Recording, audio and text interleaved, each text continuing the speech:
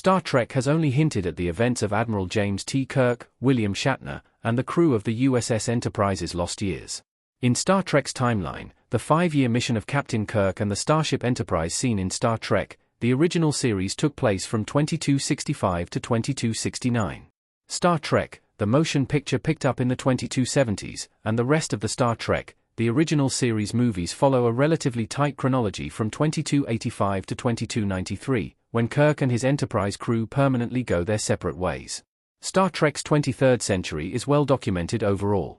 Although the events of the first 4.5 decades of the 23rd century are largely unrecorded, between Star Trek, Discovery Seasons 1 and 2, Star Trek, Strange New Worlds, Star Trek, the original series, and the first 6 Star Trek movies, there is a clear picture from the mid-2250s to 2293.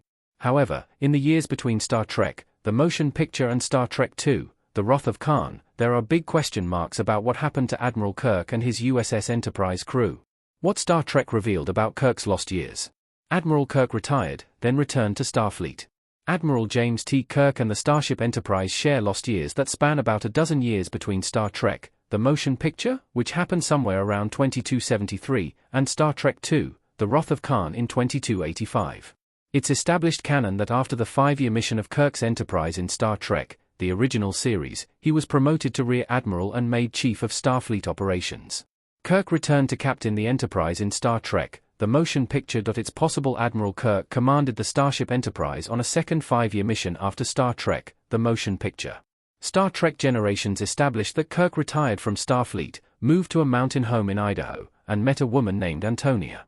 Kirk gave a peaceful life of horses and homesteading on Earth, the old college try, but the lure of outer space adventures was irresistible. At some point before Star Trek II, The Wrath of Khan, Kirk left Antonia and returned to Starfleet.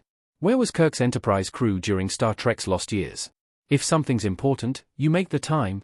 Star Trek VI: The Undiscovered Country, Enterprise crew, William Shatner as Captain James T. Kirk, Leonard Nimoy as Spock, DeForest Kelley as Dr. Leonard McCoy, Walter Koenig as Pavel Chekhov, James Doohan as Montgomery Scott, Nichelle Nichols as Nyota Uhura.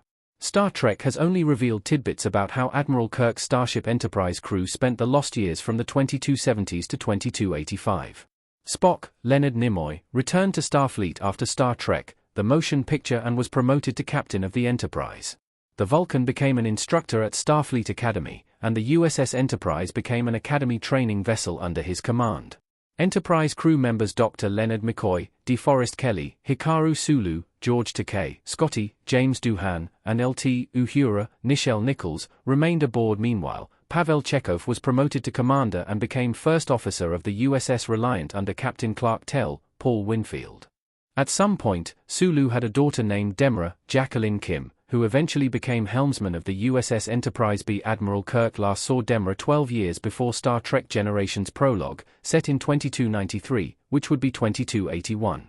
It's unlikely Star Trek movies and TV will further explore the events of Kirk and the Enterprise's lost years, but perhaps the fact that the Enterprise and his crew remained in action was what pulled Admiral Kirk back to space.